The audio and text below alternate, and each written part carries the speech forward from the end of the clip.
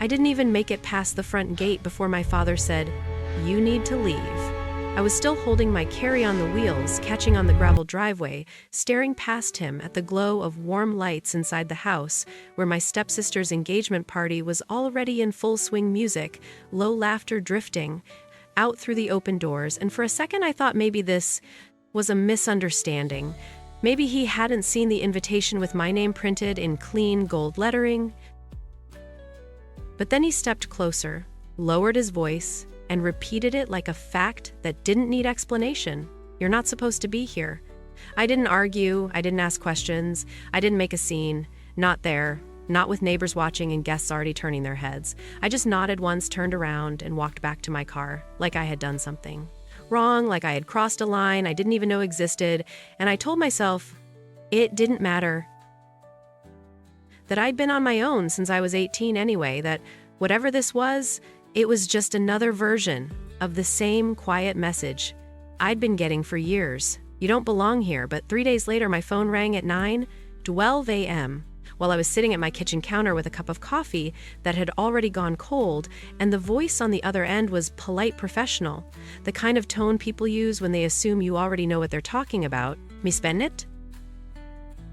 We're calling regarding the outstanding balance of $45,000. And I remember looking down at the screen, at the unfamiliar number, at the reflection of my own face in the black glass and saying slowly, "I think you have the wrong person." And there was a pause just long enough to feel intentional before she replied, "Your name is listed as the guarantor on the contract. If you've ever had your name used in a way you didn't agree to, you already know that feeling."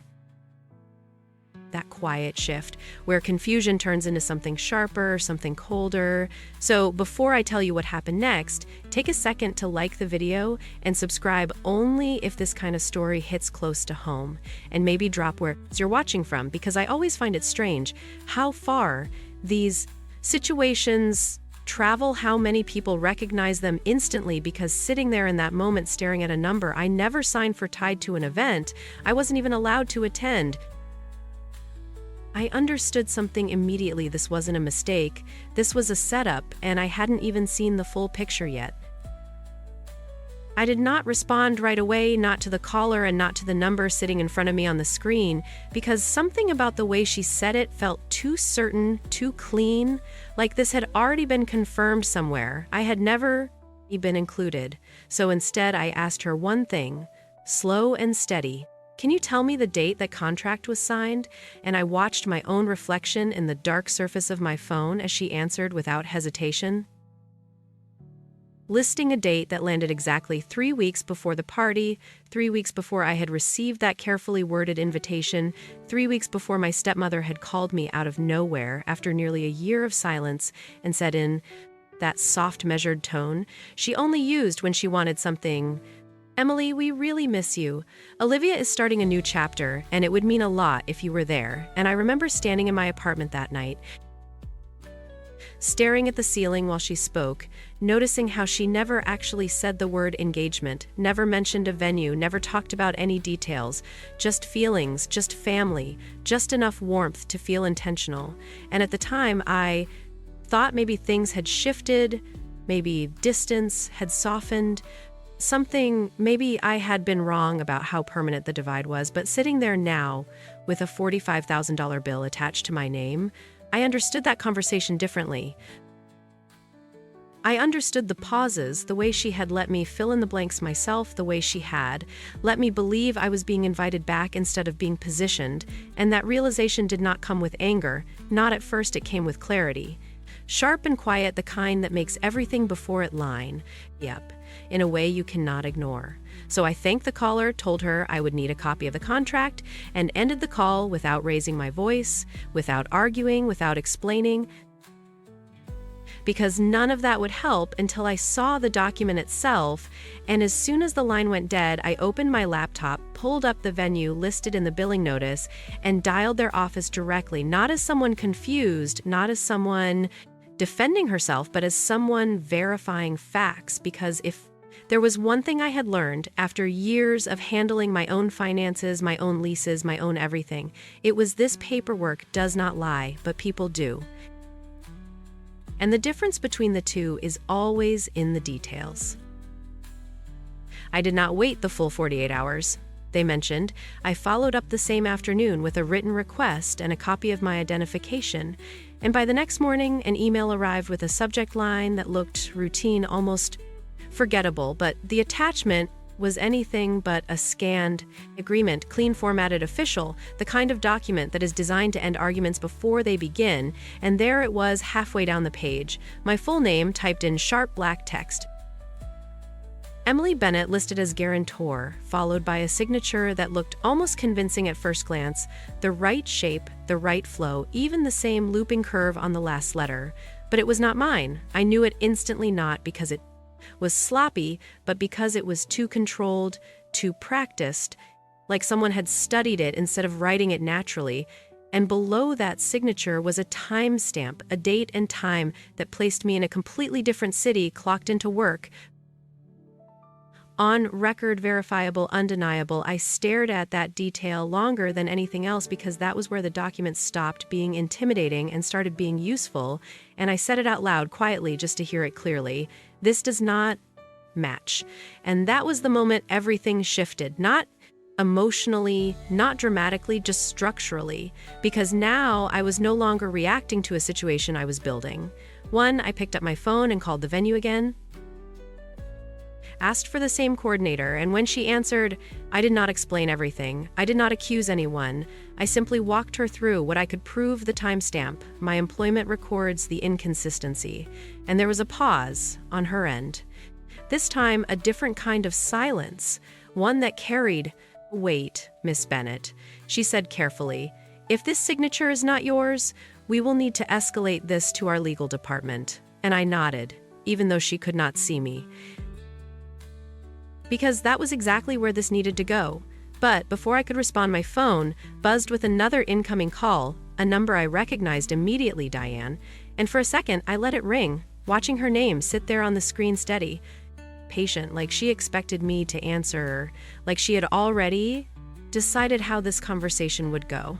I declined the call, not out of anger, but out of timing, because whatever she wanted to say next, it could wait. The document in front of me could not, and as I opened a new folder on my desktop and started saving every file, every email, every timestamp, I understood something with complete clarity. They had already told their version of the story. Now it was my turn to collect the facts. The next call came less than 10 minutes later, not from Diane this time, but from a number labeled home, a name I had not seen on my phone in almost a year, and I already knew what that meant before I answered, because stories like this do not stay contained. They spread, they get explained, simplified, reshaped into something easier for other people to repeat. And when I picked up the phone, my father's voice was calm, controlled. The same tone he used when he wanted something to sound reasonable, even when it was not. Emily, we need to talk about this situation. And I leaned back in my chair, eyes still on the contract open in front of me, and said nothing, just waited. Because silence has a way of making people fill it, and he did. Your stepmother told me you are refusing to take responsibility for the venue. Responsibility, that was the word he chose. Not mistake, not confusion, not question, responsibility. As if the decision had already been made, and I was simply failing to meet it. I never agreed to anything I said evenly, and there was a pause, short, measured, then a shift in tone, subtle but clear. Emily, this is your sister's event, family. Supports each other. You were included for a reason, included I. Repeated that word in my head, thinking about the gravel under my shoes, the closed door, the way no one had stepped outside except him. And I let the silence stretch just long enough before answering. I was not even allowed inside. Another pause, longer this time, and when he spoke again, the calm had tightened slightly. That was a misunderstanding, but the contract is signed. Right now, what matters is resolving the balance, not resolving the truth, not asking what actually happened, just moving forward with what was convenient. And that was when I understood the second layer of this. Not just the document, but the narrative already built around it. The calls I had not answered, the messages I had not read yet, The version of events where I had promised something and was now backing out, where I was difficult, uncooperative, selfish. And I could almost hear it being repeated in different voices, different tones, but always the same structure. And instead of correcting him, instead of arguing point by point, I looked back at the contract, at the signature that was not mine, at the timestamp that placed me somewhere else entirely, and I asked him one question, simple, direct. Did you see the document yourself? There was a hesitation this time, small but unmistakable. And then your stepmother handled the details of course she did. I nodded once, even though he could not see it, and said quietly, then you should look at it. And I ended the call before he could respond, not out of disrespect, not out of anger, but because the conversation we needed to have was no longer about opinions, it was about proof, and I had already started collecting it. By the time I finished organizing the documents, the messages had already started to come in, not just one or two, but a steady stream notifications, lighting up my phone in a way that felt coordinated, even if it was not first. A text from my aunt, soft tone, careful wording, Emily. I heard there is some confusion about the venue. I am sure this can be worked out. If everyone just stays calm, then a voicemail from my cousin, shorter, less subtle. It is just money, you know. It is not worth creating tension over something like this. And then another message, then another, each one slightly different, but built on the same assumption that I had agreed to something and was now backing away, that I was the one disrupting the situation. And I did not respond to any of them, not yet, because responding without clarity only feeds the version of events that already exists, and instead, I did something else. I opened each message, read it carefully, and took a screenshot. Every text, every missed call, every voicemail transcript, saving them into the same folder as the contract. Because if there was one pattern I recognized, it was this: when a story spreads fast, it is because someone told it first, and they told it in a way that made questions unnecessary. And as I scrolled through the messages, I started to see the structure of that story. Clearly, I had promised, I had committed, I was now refusing, I was hurting the family, and the more I read it, the more consistent it became, like everyone had been given the same script. And that told me something important. This was not a misunderstanding, this was positioning. And somewhere behind all of this was Diane controlling the narrative, the same way she had controlled that invitation: selective, intentional, leaving out just enough detail to guide people toward the conclusion she needed.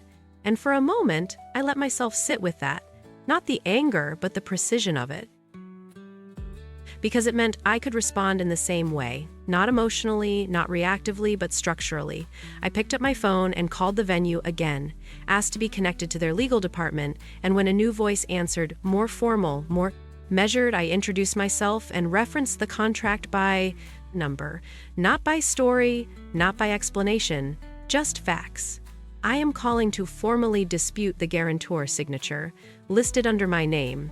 There was a pause as he pulled up the file, keys clicking faintly in the background. And then, yes, I see the document. What specifically are you disputing? And I answered simply, the signature and the authorization. No extra words, no emotion, just the 2 points that mattered. And as I sat there waiting for his response, I realized something had shifted completely, not just in the situation, but in my role within it, because I was no longer the person being talked about. I was the one defining what would happen next. The man on the other end of the line did not interrupt me. He did not challenge what I said. He simply listened, and when I finished, there was a brief pause before he responded in a tone that was noticeably more careful than before. Understood, Miss Bennett. In that case, we will need to initiate a formal review of the document and place the account under temporary hold. Temporary hold. I repeated that phrase in my head because it mattered. It meant the pressure would stop, at least for now. It meant the story they had already started telling would not immediately turn into a financial consequence. And I said, please note that I was not present at the signing, and I did not authorize anyone to sign on my behalf. And I heard him typing again, capturing every word, because this was no longer Casual conversation, this was a record. We will request the original file, including metadata and any associated identification used during the signing process, he continued. And that was the second shift, the one that mattered even more than the first, because now it was not just about whether the signature looked correct. It was about how it was created, when it was created, and under what conditions. And those were details that could not be adjusted after the fact. You will be contacted once our legal team completes the review, he said, and I thanked him, ended the call, and set the phone down slowly on the table, not because I was overwhelmed, but because everything had just moved into a space where control depended on precision, not reaction, and right on cue, my phone buzzed again, this time not a call, but a message. Diane and I opened it without hesitation, a single paragraph. No. Greeting, no warmth. Just direct pressure wrapped in polite language. Emily, I do not understand why you are making this more complicated than it needs to be. The venue is expecting payment and your name is on the agreement.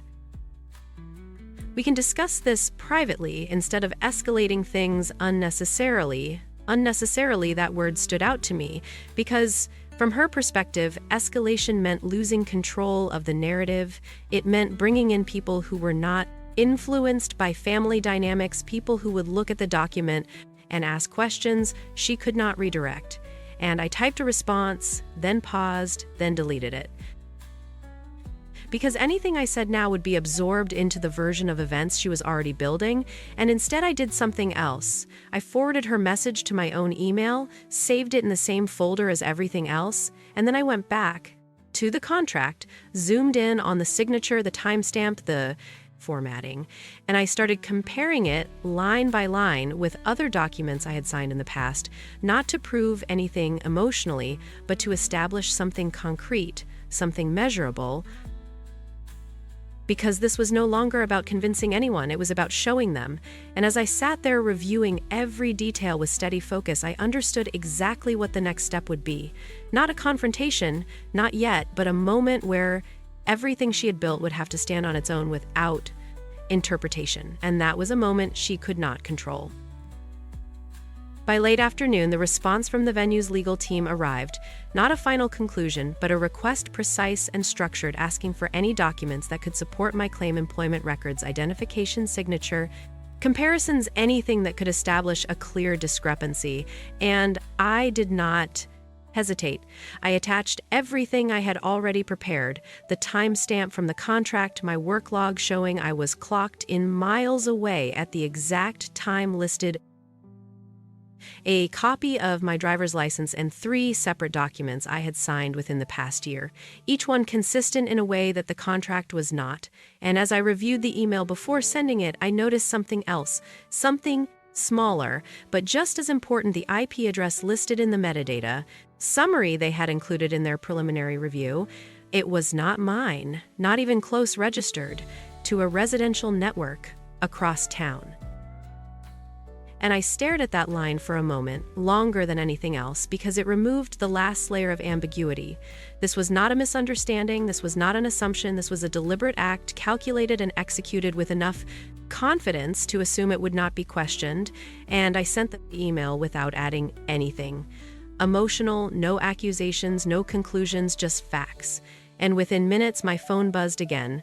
Diane calling this time, not messaging, and I let it ring once, twice, 3 times before answering Emily. Her voice came through, tight, controlled, in a way that sounded different from before, less polished, more urgent. What exactly are you telling them? And I leaned back in my chair, looking at the contract still open on my screen, and answered simply, the truth. There was a pause, not long, but heavy, the kind that carries calculation, and then she spoke again, choosing her words carefully. You are escalating this into something it does not need to be. And I almost smiled at that. Not because it was amusing, but because it confirmed exactly what I needed to know. She understood what was happening. She understood that this had moved beyond private conversations, beyond controlled explanations, into a space where documentation mattered more than narrative. And I said nothing for a moment, letting the silence sit between us before adding evenly, they requested verification. Another pause, longer this time, and when she spoke again, the control had shifted slightly. "Emily, we can resolve this without involving legal departments." Resolve, she used the same word. My father had used the same framing, but now it sounded different, less certain, more like a suggestion than a conclusion. And I glanced at the email I had just sent, at the files attached at the details that could not be rewritten, and I understood exactly where we were now. Not at the beginning, not in the middle, but at the point where everything she had set in motion was about to be examined by people who did not know her, did not trust her, and did not care about her version of the story. And I said quietly, "Then you should not have." Used my name, and this time she did not respond right away.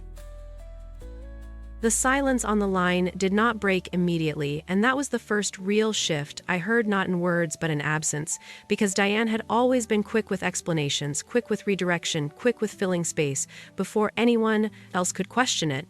But now there was nothing, just the faint sound of her breathing on the other end, measured, controlled, and then finally, "You are misunderstanding the situation," she said, slower this time, choosing each word with more care than before. And I did not interrupt, I did not correct her, I simply listened, because sometimes letting someone continue reveals more than stopping them ever could. "Your sister needed support, and you were in a position to help. This was never meant to become an issue. Support, help, issue." Every word softened. The action removed intent, turned something precise into something vague. And I let the silence sit again before responding. I was not asked. Simple, direct.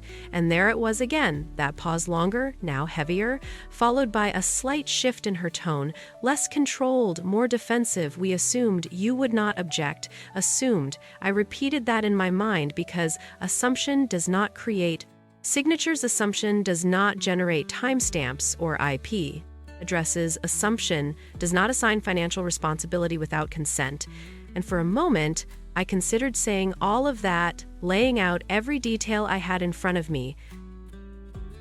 But I did not, because this conversation was no longer where the outcome would be decided. So instead, I said nothing, and that seemed to affect her more than anything else, because after a few seconds, she continued, her voice tighter. "Now, Emily, this does not need to go further. We can fix this internally, meaning quietly, privately, without documentation, without review, without anyone outside the family seeing what had actually been done." And I glanced at my screen again, at the sent email, at the attachments already in motion, at the process that had already begun. And I understood exactly why she was saying that now, because for the first time, she was no longer ahead of the situation, she was reacting to it. And that was not a position she was used to. "The review has already started," I said, calm, even. And that was when the shift became complete, because she did not argue, she did not correct me, she did not offer another explanation. She simply went quiet again, longer this time. And when she finally spoke, her voice was lower, almost measured into something new. "Then you should be careful with how far you take this." Not a threat, not directly, but something close enough to register. And I leaned back slightly, letting that statement settle, not reacting, not escalating, just observing it for what it was, an attempt to regain control through suggestion instead of fact. And I answered with the same level of calm I had held from the beginning. "I am only responding to what is already there," and for the first time since this started, she had no immediate reply, no adjustment, no redirection, just silence.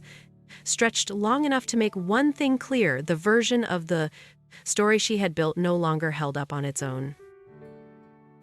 The confirmation did not come from Diane. It came from the venue 2 days later in a formal email with a subject line that carried more weight than anything said over the phone: "Final review outcome." And I opened it slowly, not because I was unsure of what it would say, but because I understood that this was the point where everything moved from assumption to record, and the message itself was direct, structured, without emotion.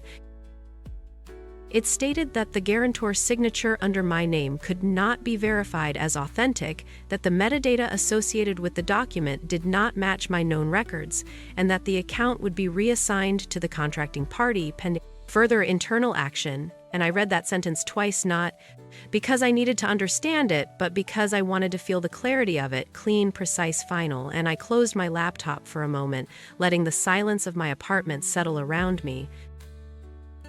Because after everything that had been said, everything that had been implied, everything that had been pushed toward me, the outcome came down to something simple. It was never mine, and I did not need to argue that I only needed to show it. And when I picked up my phone again, there were no new messages. From Diane, no follow-up explanations, no attempts to reframe what had happened. Just quiet, the kind that follows when there is nothing left to adjust. And later that evening, my father called, his voice different this time. Not as firm, not as certain. I saw the document, he said, and I did not respond right away. I just let him continue. This should not have happened, and I nodded slightly, even. Though he could not see me, because that was the closest thing to acknowledgement I had heard. So far, not an apology, not a correction, just a statement of fact. And that was enough. It has been handled, I replied. Calm, measured.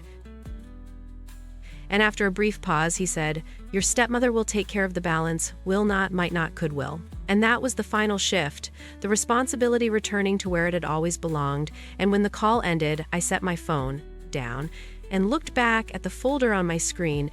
Every file, every message, every timestamp still there, not erased, not forgotten, but no longer needed to prove anything further. And before I closed it, I added one last note to myself, a single line. It was never about the bill, because it was not. It was about how easily a story can be built when no one questions it, and how quickly it falls apart when someone does. And if you have ever been in a situation where your name was used without your voice, where a story was told about you before you had the chance to speak, then you already understand why this mattered. So if you have lived something like this, comment number 1. If you have seen it happen to someone else, comment number 2. And if you never want to be in a position like this, comment number 3, or share your own perspective, because stories like this only stay hidden when no one says anything, and this time I did.